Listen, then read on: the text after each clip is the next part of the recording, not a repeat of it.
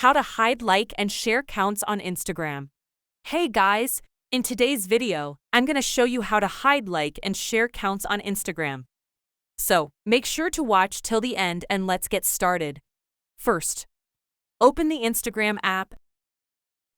Go to your profile. Tap on the three horizontal lines in the top right corner. Scroll down and search for like and share counts option.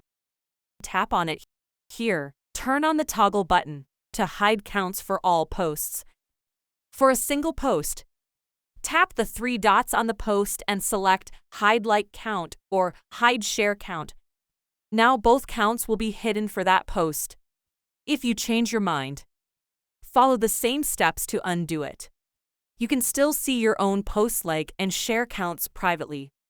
Additionally, this setting applies to Reels as well. If you use Threads, the same option applies there too. Now you know how to hide like and share counts on Instagram. And that's it. Make sure to hit the like button, share, and subscribe for more helpful tutorials. See you in the next video.